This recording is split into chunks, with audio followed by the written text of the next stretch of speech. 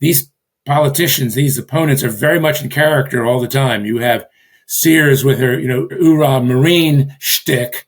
And then you have Abigail Spanberger, the former CIA analyst, who's, always assessing threats, always wary. I joke that, hanging around Abigail Spanberger is like, being in the presence of a metal detector. Hello, everyone, and welcome to the Focus Group podcast. I'm Sarah Longwell, publisher of the Bulwark, and this week we're taking you across the Potomac River from my office to Virginia, which has a couple of the marquee elections of 2025. In the governor's race, one of my personal favorite Democrats, Abigail Spanberger, is on track to be the next governor because Republicans nominated a MAGA insane person in a state that doesn't vote for Republicans who are MAGA insane people. She could win by anywhere from 2 to 3 points to 13 points, looking at the distribution of the polls. Perhaps somewhere in the middle of that. I don't know. I'd probably go a little bit higher. But Republicans do have a chance to salvage one of the key races for Attorney General, where the Republican incumbent got a new lease on his political life because of some completely deranged behavior by his Democratic opponent. We're going to spend some time on that one today, too. My guest today is an institution of Virginia politics, Jeff Schapiro, scholar at the University of Virginia, Center for Politics, and for nearly 40 years has covered Virginia politics for the Richmond Times-Dispatch. Jeff, thanks for being here. Thanks for having me. All right, Jeff, you're out with a piece in Sabato's Crystal Ball about the role this race plays in national political prognosticating. Just as a table set, will you talk about how Virginia has evolved politically since you've been covering politics there? Well, just to note that there are two states choosing governors in this year immediately following a presidential election, New Jersey, which tends to be more strongly Democratic, and somewhat competitive Virginia, depending on where we are in our cycle. This is a state that holds elections every year. Virginia was a state that sort of stood apart from the country, taken aback by the tenor of national Democratic politics, and tended as a default conservative state to break Republican at the statewide level for president, and certainly in what we refer to as the competitive era from 1969 forward, electing some Republicans as governor. The state has become nationalized. The majority of people who live in Virginia are non-natives. 42% of Virginians are Black, Asian, and Hispanic. The Asian and Hispanic populations basically emerged overnight, at least demographically speaking, since the 70s. And Virginia is a state in which the majority of people, by a 2-to-1 margin, live in the cities and suburbs. And it's in the cities and suburbs where we're seeing this resurgent, or certainly strengthened, Democratic vote. It's fascinating because a lifetime ago, following the Second World War, first gubernatorial election following World War II in 1945, this was at a time in which the suburbanization of Virginia was just beginning to emerge. All of this was tied, of course, to the war effort. But it was still a state in which 2/3 of the people who lived here lived in the countryside. So we have a highly nationalized electorate. We also have, particularly in those cities and suburbs, a highly educated electorate and a well-remunerated electorate. So there are a lot of ingredients in Virginia's voting population that are favorable to Democrats. And of course, their strength will depend, or that Democratic strength really depends on how many people turn out. Because you'll recall 4 years ago, Glenn Youngkin, a Republican, really running the perfect race, won the governorship barely.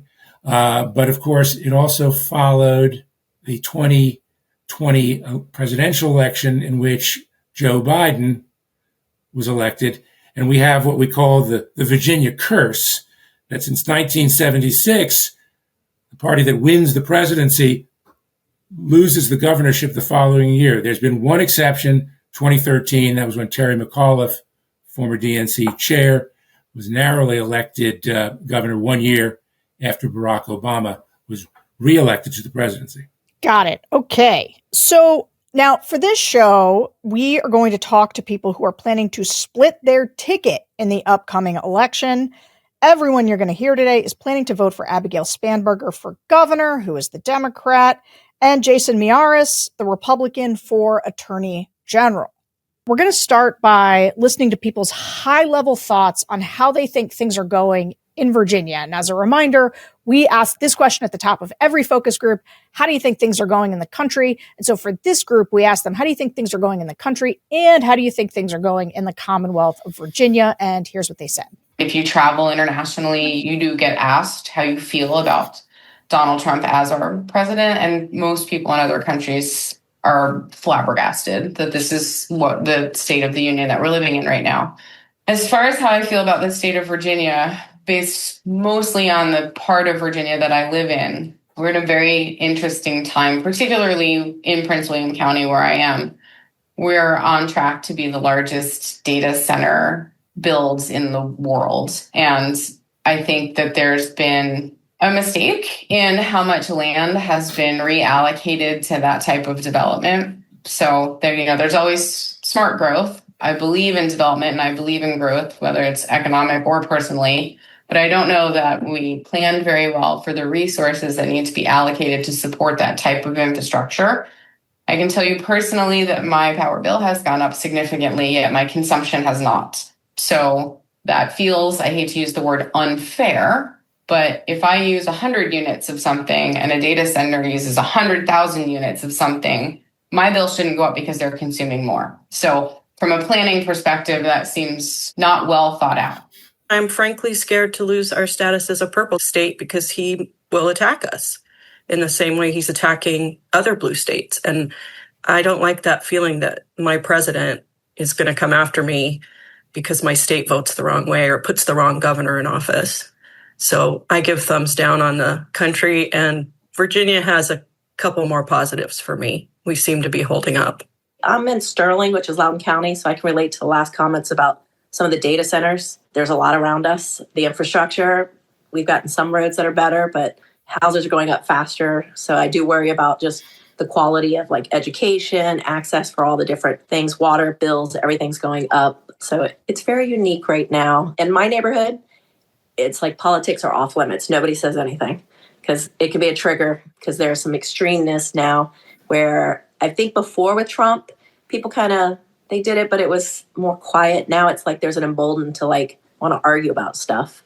So it's not worth it. This group, like many of the groups that we deal with, did not think things were going well in the country, but some of them, that was trickling down to Virginia, but their positions on Virginia were pretty hyper-localized. Like they had a lot of what they were talking about were things that were very specific to Virginia.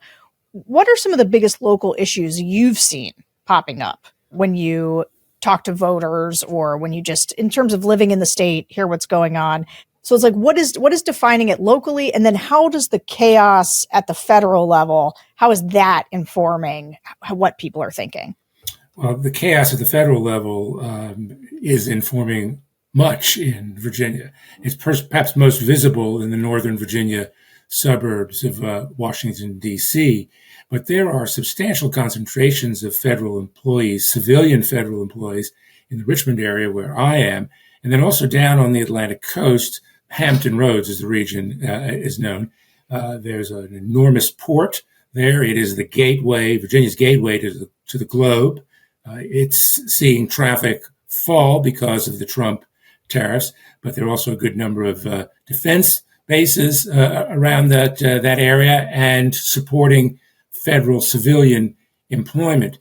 So the chaos, your word, in Washington is really sweeping across the state, principally along that urban suburban corridor that runs down Interstate 95 and then swings east at Richmond toward the seacoast on Interstate 64. And that's where the economic strength of Virginia is concentrated, where the intellectual strength of Virginia is concentrated. Though the folks at UVA and Virginia Tech would probably argue otherwise, but it's also where the political strength is concentrated.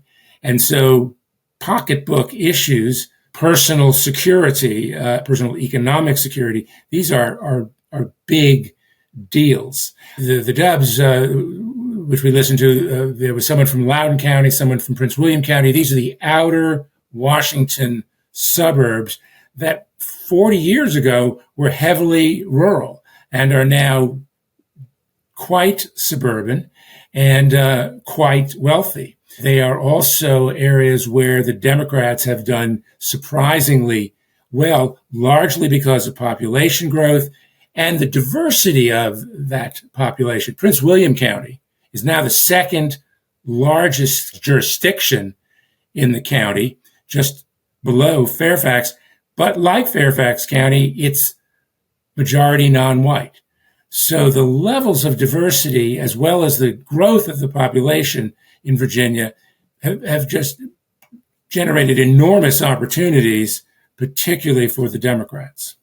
Let me ask you about the demographic change really quick, because you said overnight, but I think you did mean in a many, many decades window. As I said, in the demographic sense. To clarify, the Asian and Hispanic presence were pretty much negligible in the late 70s. Single percentage points. Now both comfortably double digits, and so now a state that that historically stood apart from the nation is now very much reflective of the nation. Part of why I was talking about chaos, I didn't mean it in the way that somebody in, the Midwest might look at what's happening in DC and it feels far away and like everything they do there is stupid and we do things smarter here.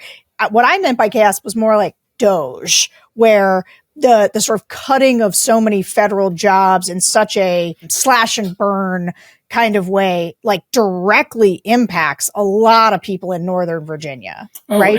And just to give you an idea, historically, Virginia's conservative political elite, were forever decrying the fiscal excesses of big federal government.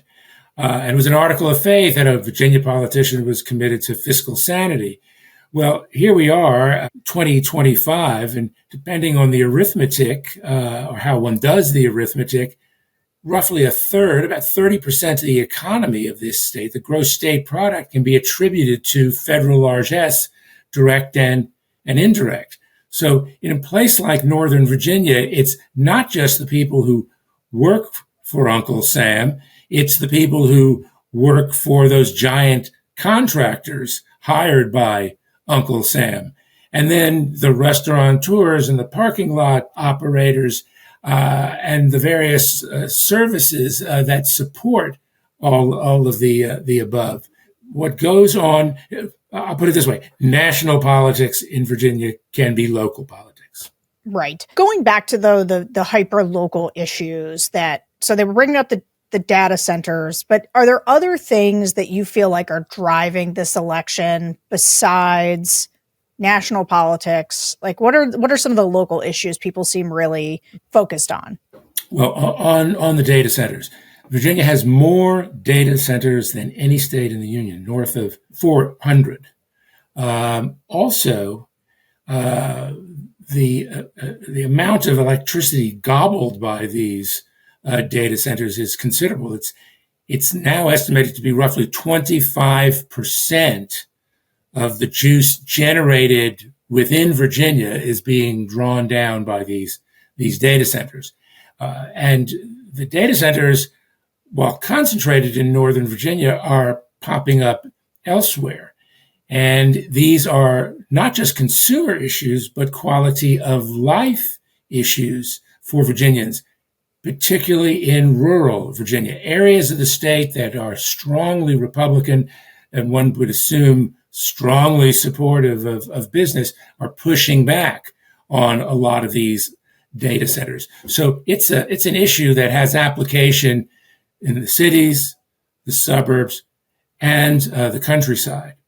There are a lot of issues in this gubernatorial campaign that are somewhat local in application that are largely getting the short shrift in this discourse, if one cares to call it that, between Abigail Spanberger and Winsome Earle-Sears, largely because of the overpowering national environment in which this campaign is being waged. So, for example, the big, beautiful bill is going to mean a significant drain in terms of tax revenue in Virginia.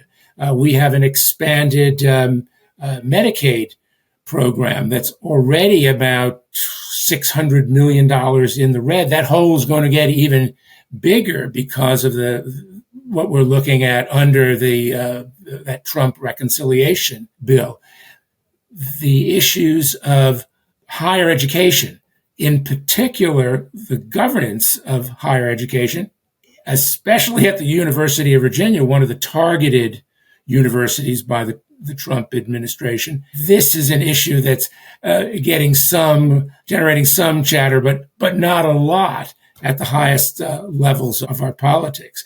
And another big issue is this continuing learning loss, largely attributed to COVID. That gap still has not been closed. And that was a huge issue for soon-to-be former governor, Republican Glenn Youngkin, when he was narrowly elected 4 years ago. So there's a lot going on that has not a lot to do with Donald Trump, that's not getting a lot of conversation, not generating a lot of conversation. And I might add, of course, housing is a huge problem in Virginia, particularly in urban and suburban Virginia. There are a number of jurisdictions, Alexandria, Richmond, where I am, that have adopted programs to promote expansion of housing stock. And it's generating a lot of pushback among residents who are worried that, on their lots or their nearby lots will emerge three-story buildings where, ranchers once stood. Republicans, as you noted, they squeaked out the races for governor, lieutenant governor, and attorney general all by less than 2 points 4 years ago. That took winning over some people who are more Democratic in their orientation but are persuadable. And I talked to a lot of those people at the time who sort of felt like, Glenn Youngkin's a normal guy, and they were really frustrated about prices. And he sort of squarely focused on grocery prices, and he wore a zip-up vest, and everyone was like, he seems all right. We got Biden right here. It was also right after sort of the Afghanistan pullout in the early, we were still battling COVID. And so some of this group had voted for Youngkin in 2021, and some had gone into this keeping an open mind about Winsome Sears. Like, they weren't just going to reflexively vote against the Republican, but she had pretty clearly disqualified herself to them. Let's listen. I really tried to like Winsome. What I didn't share, and I don't think they asked me this here, I did 4 years in the Marines, like straight after high school. And I know Winsome once you're a Marine, you're always a Marine. So I kind of try to connect there, but she's a little much. And just the stuff that she says, just the commercials that she's launched. And then I have to talk to my kids who are 8 and 5, what do you mean about this stuff? And so, yeah, it's just a little too much for me. But I understand why you have to, I guess, create some hysteria and some scare to get people to vote for you. But I just don't like the tactics being behind it and what's being said on Winsome's end. So there's a lot of optimism if everything goes, I guess, the way I think is going to happen. I have absolutely no idea who she is. So I had to go research and figure out, what does she stand for, if anything, or is she just the anti-Abigail Spanberger? I couldn't really find any way that she spent her time as lieutenant governor wisely. Did she do any sort of economic development? Did she do anything to really help the citizens of Virginia? And I couldn't really come to any conclusion other than she just sat in office. My husband's Jamaican, so when we found out, first she was military, and so that was okay, let's check her out. She's a woman. I was excited about that. She was Jamaican, so I thought, wow, this might be someone we could get behind and support. But then when I peeled back and I kind of fell into this where I didn't find things that made me feel confident that she would be ideal for us. She was just a good running mate to diversify the ticket for Youngkin. It's a huge turnoff with Searles in that she's putting on the Donald Trump mask. they try to behave like him. Donald Trump is coated in like a magic fairy dust of being an authentic jerk. So he gets away with everything. But when people try to mimic him, it doesn't work. He's a once in our lifetime, hopefully, character. So she reminds me of someone who is bringing that same attempt to be like him, but it doesn't work. It makes you look weird, honestly, in my viewpoint. The way she has, I am speaking, like all that obnoxious stuff, you shouldn't have to carry yourself like that. You should carry your age. You should be respectful, have some grace, have some respect for yourself, because it's looking bad on the kids. The kids are seeing you up here acting crazy. And then you go to different colleges and you're fussing at people and you get booed at, because I was there when she got booed at Norfolk State. So, like, it's a historic Black college, and they're booing at you, and you're yelling at folks, talking about you're going to listen to me. And very nasty, and I ain't voting for it. I have friends that are transgender. I even had this conversation with them earlier today, and they were saying that, we're for her, this, that, third, but they're not for Shears. And the way they looking at it, like, one word, a comb. I'm just saying for Shears, but they're very with her. They want more. I think it's the confusing part is with the children.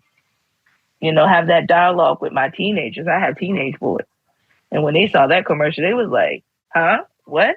You're changing bathrooms? That's a conversation that me and my husband had to have as well.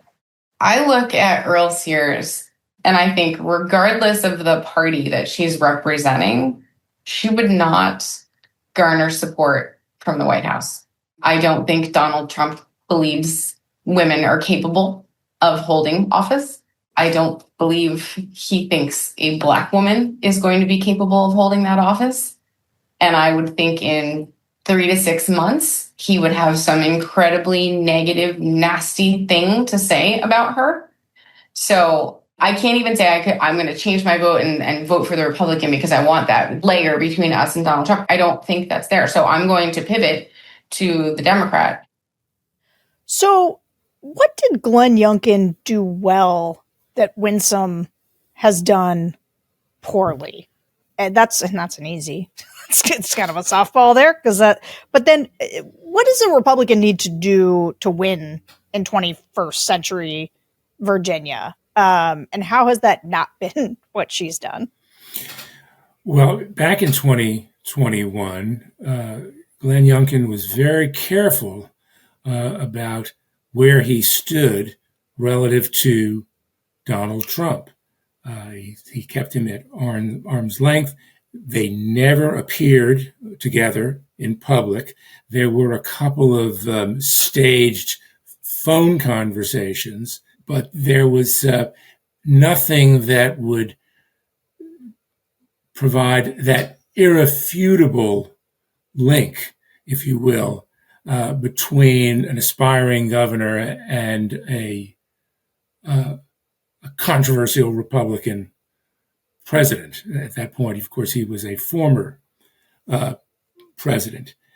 But Youngkin was clearly also thinking that he might be able to get additional traction out of a gubernatorial win, and we saw him, conduct an all but official presidential exploratory campaign that first year, because it wasn't clear that Trump, then mired in all of these legal problems, would even be available or in a position to run.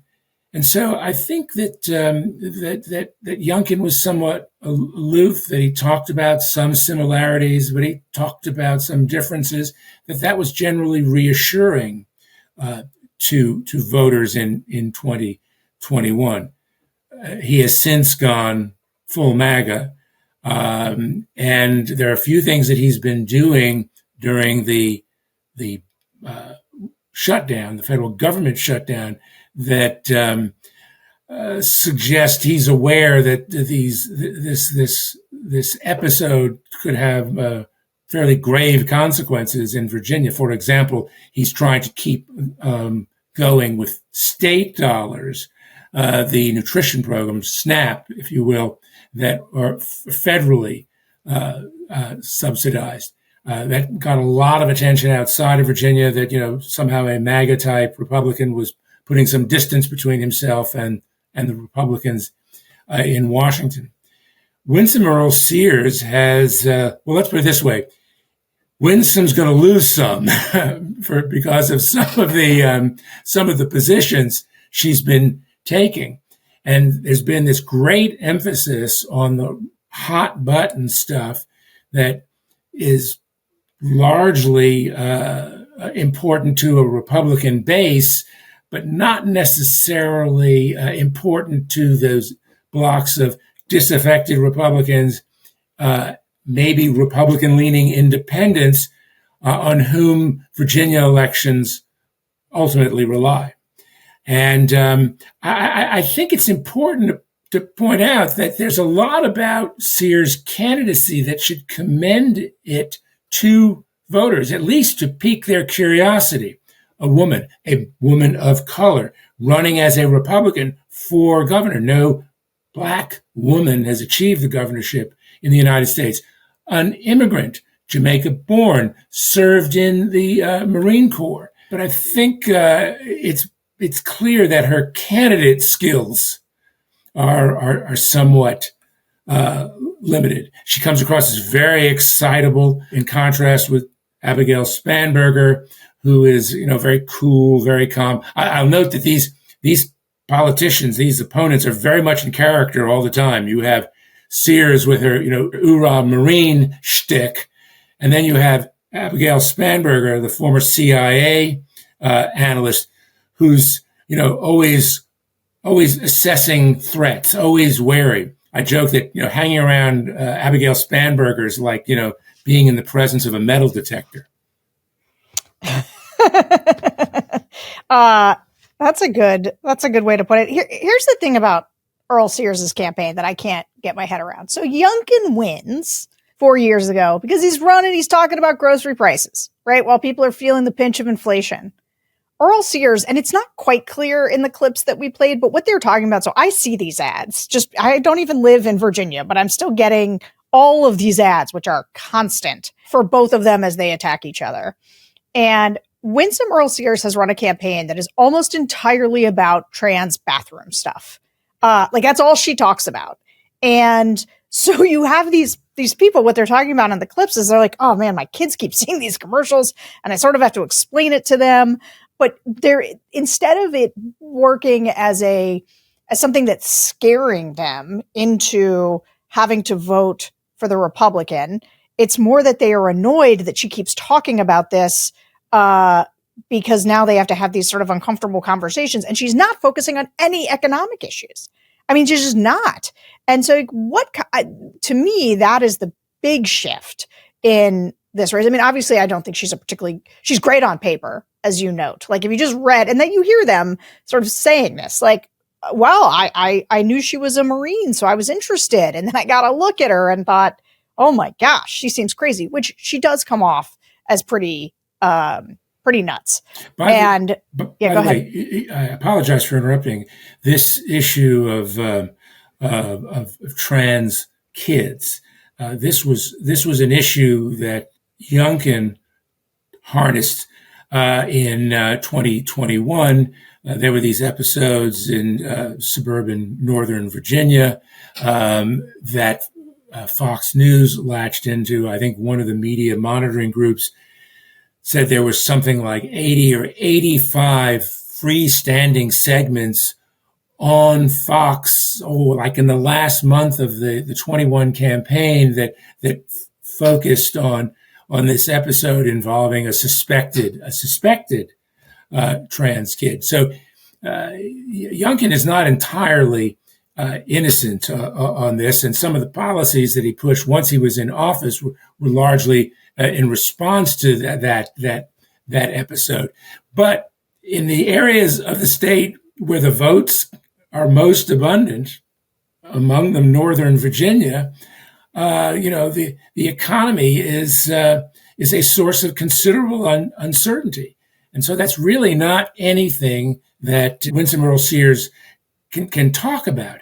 Now, the cash flow to the state, for the most part, has been relatively positive, though the projections are for significant declines. The next governor is going to have her hands full. And unemployment has been steadily increasing since Trump took office. There was a pause in late summer, but now we're seeing spikes attributed to DOGE, the delayed retirements, and now the mass firings. So it's tough for someone like Winsome Earle-Sears to talk about, the industrial development gets that have landed on Youngkin's watch, when people in the suburbs where the votes count most are a little jittery over what the future may bring. So the economy is a tough issue for her candidacy. Well, as best I can tell from doing focus groups all over the country with all different kinds of people, the economy is the first, second, and third issue that they care about right now: inflation, housing costs, grocery costs. And so for her to just not really have anything to say on the economy strikes me as one of the reasons among many. But I think she would, even with all of her flaws, I think she would be doing better if she were focused on the economy. But I hear you that to do that is tough right now in this environment.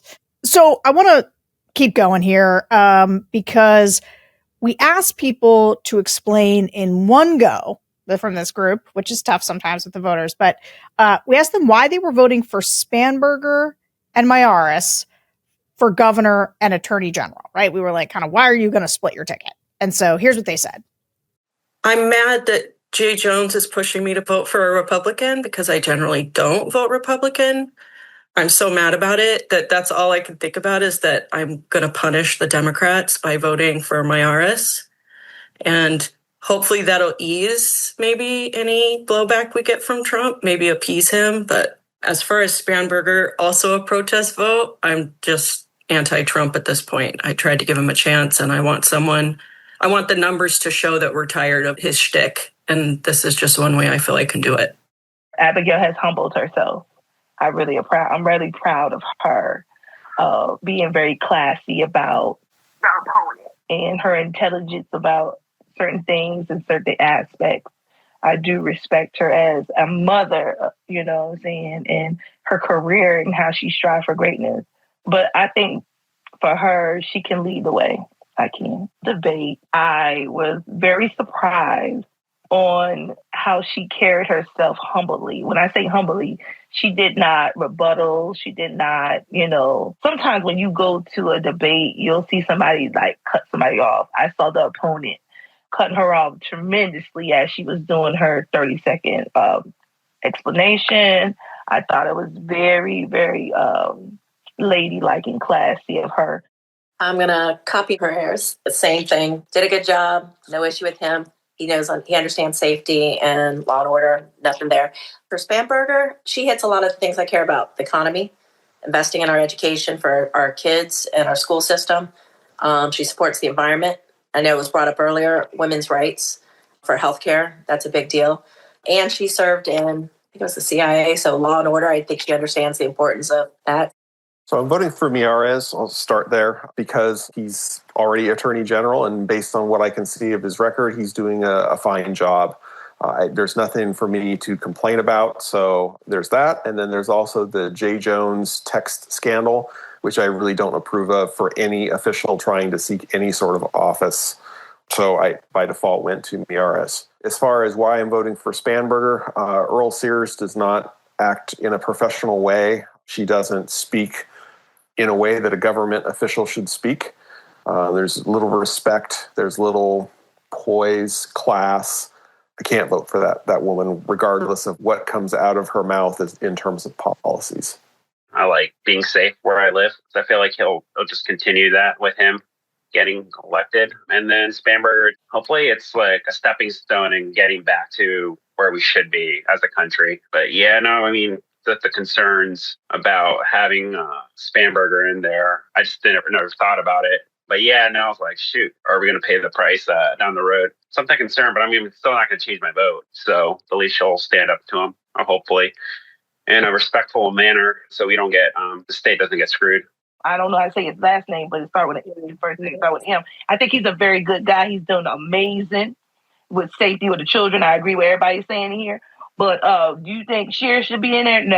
No, not even near a door, not even by the door, gate, or anything. I believe that Spanberger, she does good. I believe that she can really get back to where things can go smoothly, but I do feel like everybody else that, no offense, but Trump is very scared of women. He's going to be threatened by her because, one, she's a former CIA, okay? Two, she's strong-minded, so she's not going to back down. What do you make of how often it came up in the groups that people were slightly worried about how Trump might come after their state if they didn't elect a Republican? Like, that's kind of all over this group a little bit. It's this like fear of Trump, and almost they want to appease him in that regard. Like, they like the idea of there maybe being a Republican in there too, because maybe he can like keep Trump from coming after them.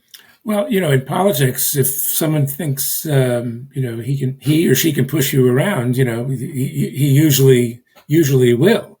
And, this is not a state in which Donald Trump has ever been popular.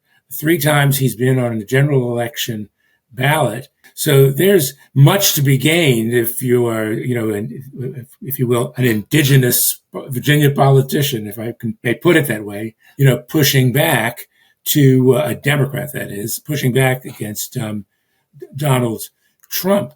The larger issue of this split ballot, it's been 20 years since Virginians installed a divided ticket in high office.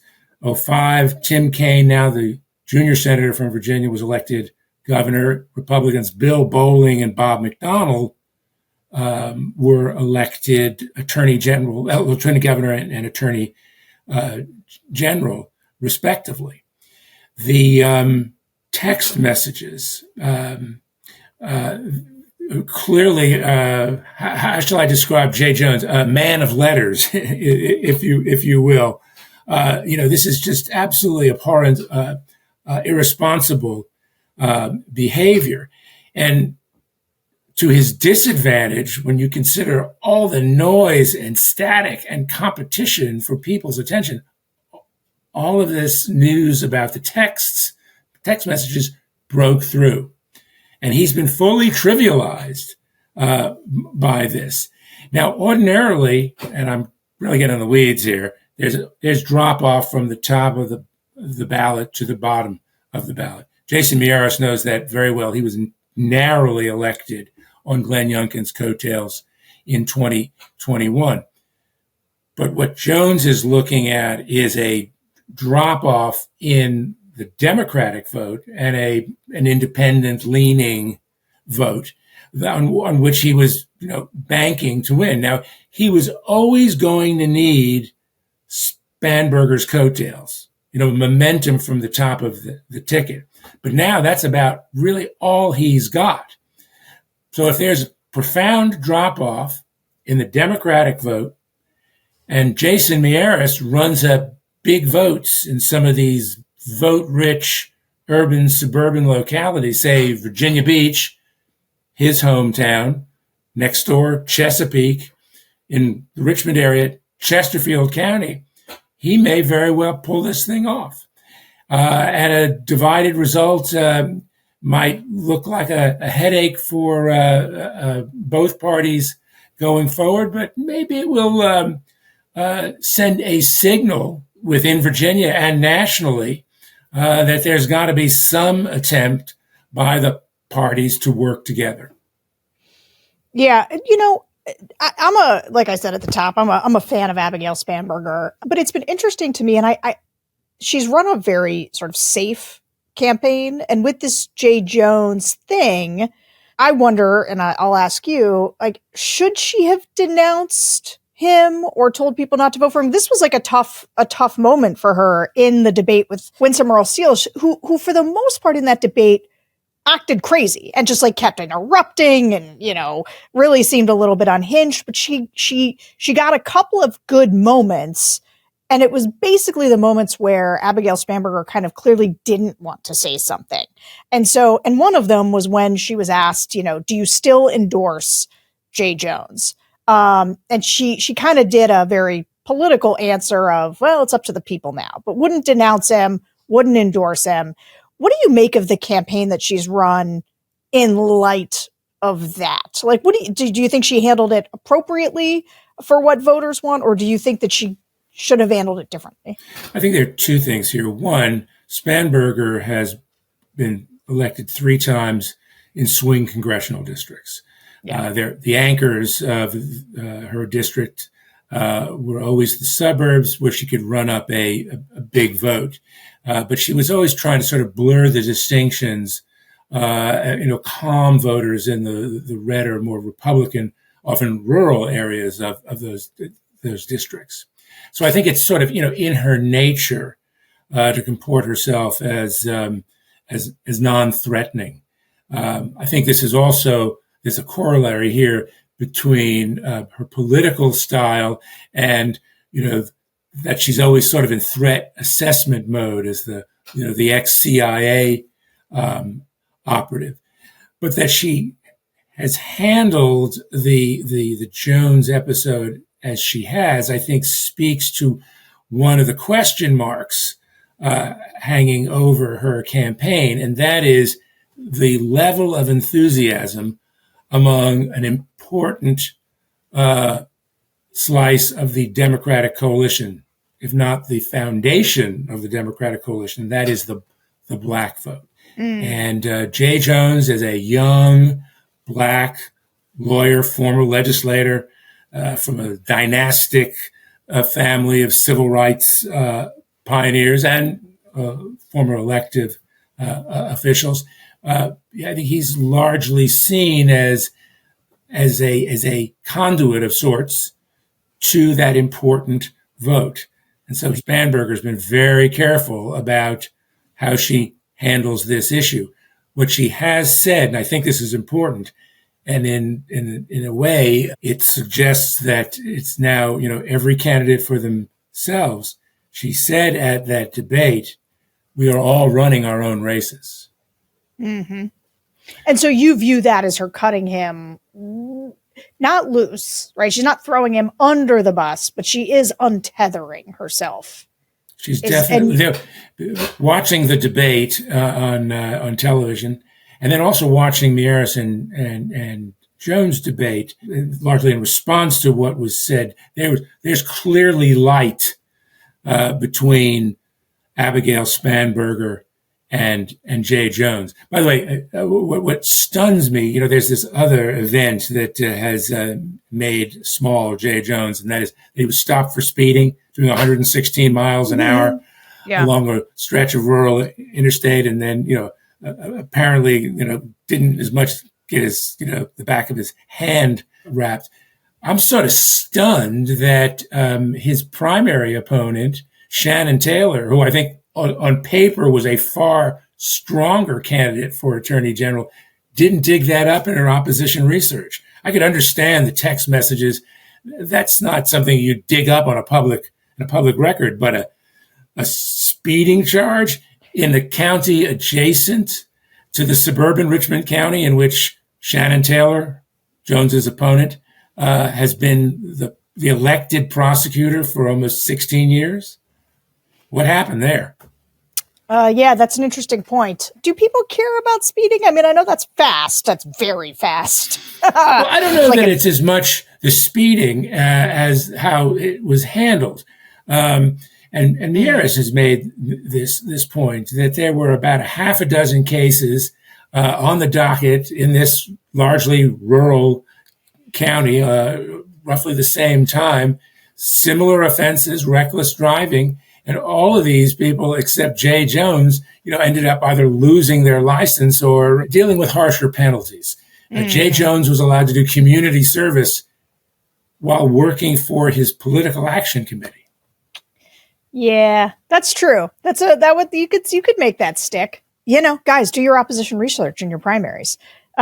Okay. The reason we're even talking about the attorney general race is because Jay Jones, okay, as we've discussed, the Democratic nominee, he sent a series of texts in 2022 saying that he wanted his political opponents to be murdered, and separately that he wanted this opponent's kids to die too, because that would change his mind on policy. They were really, really bad texts. And I'll just say, just to throw this out there for myself, I would toss Jay Jones under the bus. Like if I was Abigail Spanberger, I would say, look, you should vote. And if you vote for the Democrats, vote for me. If you vote for Jay Jones, fine. But if he gets elected, I am replacing him. And you could pick somebody to replace him with. And I would go directly to Jay Jones and be like, thanks a lot, buddy. This is insane. I'm tossing you the second we're in here. Now, what do I know? I'm not trying to run a local race, and she's going to win by a lot of points. And so maybe she's doing everything right. Those kinds of things to me are just like completely disqualifying. And it also happens to bubble up at this moment when political violence is very much top of mind for people. So Jay Jones apologized for those comments, but these voters still found him a bridge too far. Let's listen to how they interpreted his apology.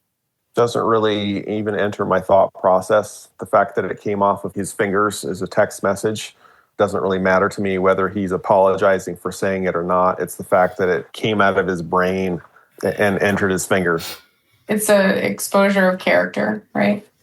I mean, was he having a few cocktails and that loose lips kind of thing happened? I don't know, maybe. But it's, to me, an exposure of true character. So you can apologize over and over again, but you had that thought and you were foolish enough to put it on what we'll call virtual paper. Yeah, it's just an exposure of character, who he is. I mean, he's apologized, but I don't know if there'll be future things that could pop up. Just reminds me of Secretary of Defense. He had all those situations with the text, and it seemed like he never stopped, right? And so, it just makes me think if he'll continue using lack of judgment. I understand everybody says character and he apologized, but let's be honest, that's BS.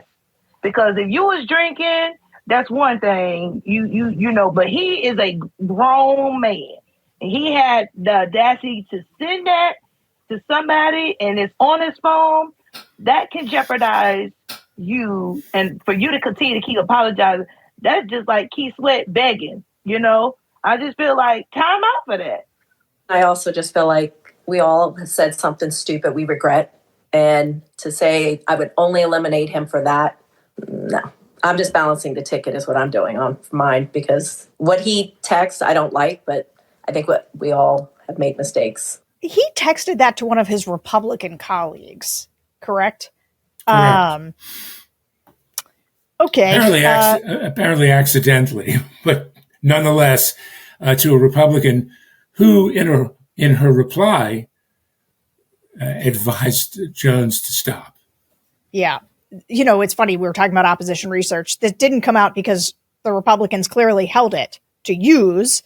It was like somebody had these and this woman had them in her possession and had clearly shown them to other people. And it was this big piece of oppo. But what happened when it dropped there in Virginia? Like, how did it land? How did Democrats, especially elected Democrats, how did it hit them?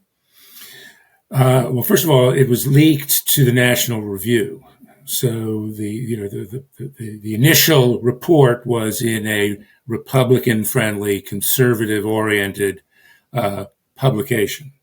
It got everyone's attention in a hurry, and it was October 2nd, I recall, and that would have been roughly 2 weeks into early voting. Virginia has 45 days of early voting this year.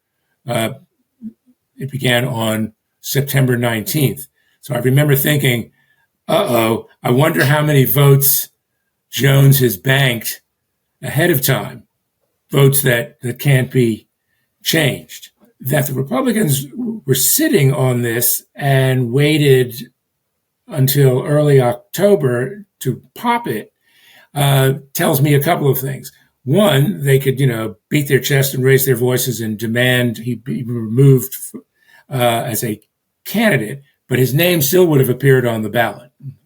And the best the Democrats could have done at that point would be to install through a vote of the governing body of the party a substitute nominee. How one would go about voting for this person through write-ins, it was just a mess. One of the scenarios that one hears, however, is that were Jones to win, and I suspect if he were to win, he would win narrowly. You have a lot of Republicans in the legislature who don't want to deal with him, and there are probably there are a lot more Democrats that I think would let on who wouldn't like to deal with him. So would there be pressure on him to resign? I suspect Jay Jones would represent victory as vindication. But the timing is important here, because if he were to resign, immediately taking office while the legislature was in session, the legislature with a Democratic majority would install the new attorney general. So let's say Ghazala Hashmi, the state senator, first Muslim woman elected to the Virginia legislature, she's elected lieutenant governor, presumably interested in running for governor in 2029. She would probably insist on someone installed as AG who wouldn't be a threat to her candidacy 4 years on. So it has many, many gears turning and lots of speculation as well. But I could only imagine the trouble that Republican legislators would heap on an Attorney General Jay Jones. And I'd make this point as well. Jay Jones, young man, practiced law. You talk to some of the people with whom he practiced law, and he's been through a number of firms. One gets the definite impression that rather than practice law, all he's been doing is practicing politics. And if he was pumping out texts, including those that have, seem to have torpedoed his candidacy, I don't know that he's practiced politics particularly well either. Well, going back to Spanberger, what do you anticipate is about to happen? Do you think she is due for, is she going to win by Biden margins of 10? Is she going to blow it out at 14%? I mean, she seems tailor-made for, or does Jay Jones drag her down at all? What do you think is about to happen in Virginia without compromise? I'm not asking you just to sort of predict blindly for the sake of horse race politics, but I guess, what does it feel like in Virginia? Is there this massive desire to correct against Trump? And, Spanberger is somebody, like you said, who has won in a lot of swingy places. I mean, she has the ability, I think, to also in a place like Virginia capture just a lot of right-leaning independents who look at Sears and go, oh, no. I mean, both by the vantage point of Abigail being good, Sears being uniquely bad. If the Jay Jones thing hadn't happened at all, I think Abigail Spanberger wins this thing by 14, 15 points. But does he bring her down? What do you think? Again, I mean, I tend to regard the polls as curiosities. Sure. There has been, if there's any consistent message from these curiosities, at least in the legitimate independent polling, it's that Spanberger's always been ahead. And if she is, running up a majority, better than, and I tend to be fairly conservative about this, better than 7 or 8%, that, and if she was pushing double digits, that could very well save someone like Jay Jones. The issue here is, certainly for a national audience, is because if the Virginia curse holds, does this serve as some sort of a bellwether, an indication of the nation's direction in congressional midterms in 2026? And there's a lot going on in Virginia concurrent with this campaign that we haven't discussed. I mean, for example, the Republicans nominated an openly gay man for lieutenant governor, John Reed, who in the polls, again, curiosities, has been quite competitive. Never mind, Glenn Youngkin tried to force him out of the race after he was duly installed as the nominee of the party. We have as well another measure of the nationalization of Virginia's politics. The legislature was in session this week to begin, pick your metaphor, a Texas-like or a California-like or a Missouri-like or an Indiana-like or a North Carolina-like redistricting. What kind of message will that send to Republican voters? Will that, really invigorate them that, the Democrats are trying to play fast and loose because of national conditions? So there's much that's made this, a fairly interesting and curious campaign and more national than I think a lot of us would have liked. There are so many things going on in Virginia that are largely unique to the state. They may be emblematic of things that are going on elsewhere in the country, but they're not getting the attention of the candidates, and they're not getting. And when I say the candidates, even the legislative candidates at the bottom of the ballot, there are 100 seats in the House of Delegates that are going to be decided, and if there's profound drop off over Jay Jones in that third position, what is it going to mean for some of these Democratic legislative candidates in swing districts, of which, depending on one does the arithmetic, they're anywhere from 8 to 12, because the Democrats are hoping to fatten their majority in the House of Delegates next week as well. So there's just a mind-numbing array of crosswinds shaping this gubernatorial election. Are you following the early votes much? I mean, I bet you are, but I'm trying to. And as best I can tell right now from the reporting on the early voting, what it looks like is pretty high turnout. I mean, I always worry about the early voting stuff because you just don't know until election day what the in-person vote share is going to be. But right now, just from a tracking standpoint, it is tracking to be a pretty high turnout election. Is that right? Yeah, and we're closing in on 1 million early votes cast. And Republicans are much friendlier to the idea of early voting. Glenn Youngkin tried to imbue in them a kind of a sense that this is an okay way, a cool way to support your vote, particularly 4 years ago during the pandemic.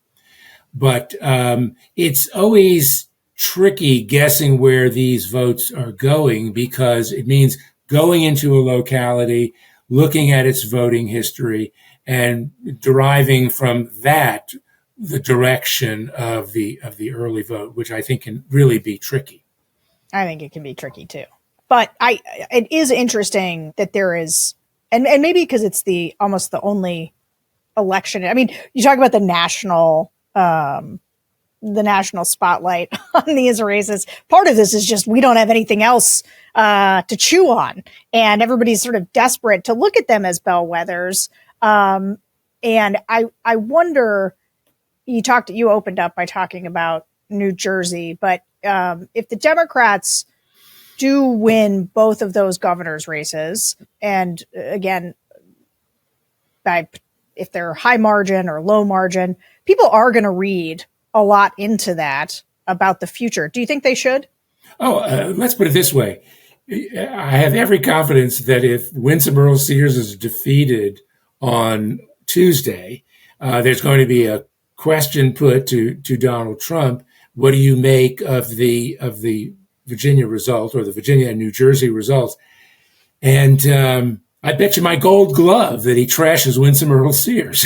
Well, he hasn't endorsed her. I mean, we didn't even talk about that. He kind of, sort of, but he didn't as much endorse Earle-Sears as he did belittle Abigail Spanberger. Yeah. And remember, Earle-Sears was one of those first Republicans to say after the midterms in 2022, when the Republicans didn't do nearly as well as they'd expected, given the Biden presidency and the patterns of midterm elections, that it was time to move on, that Republicans needed to find a better, stronger, different candidate for the presidency come 2024. Oh, and, the Trump people just went into orbit over that. And there's been something that I guess passes for contrition on the part of Winsome Earle-Sears, recognizing that she needs those Trump voters. But based on the president's reaction, he doesn't seem particularly convinced. Just as a very last question before we get out of here, because I'm going to call it for Abigail by double digits. Like, she's going to make a great governor. But what do you make of our boy Youngkin? What's his future?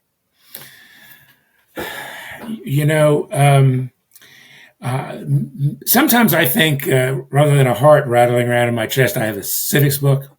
Sure. And I think that for the most part, Glenn Youngkin, despite his personal conservatism, a lot of it rooted in his faith, hostility on gay marriage, cool at best on LGBTQ issues, that as a creature of Wall Street, he's fundamentally, innately a Main Street economic conservative, and that had he run, won, and governed as sort of a center-right Republican, say in the mold of Larry Hogan over in Maryland, in a truly blue state, or the example of Linwood Holton, the first Republican governor of Virginia in the modern era, elected in 1969, I think Glenn Youngkin would have had the Democrats eating out of his hands, the legislative Democrats eating out of his hand on tax issues, on spending, on all sorts of things. And the narrative out of Virginia would have been, it's truly a purple state, and Glenn Youngkin is a model of bipartisanship. This could be the future. He's shed all that for this sort of, MAGA republicanism sheathed in, better manners. Mm-hmm. So my guess is that, he's going to be using his PAC to spend a lot of time in the next year or two visiting significant presidential states. I think we'll see him in Iowa at the Iowa Fair. Campaigning for governors, gubernatorial candidates, campaigning for U.S. senators, senatorial candidates, amassing chits. And he's already visited a number of these states: South Carolina, Iowa. So we will be seeing him again, I'm sure. Jeff Schapiro, thank you so much for joining us. And thanks to all of you for listening to another episode of the Focus Group podcast. We will be back next week after this election is over. But in the meantime, remember to rate and review us on Apple Podcasts, subscribe to The Bulwark on YouTube, and become a Bulwark Plus member at thebulwark.com. See you guys next week.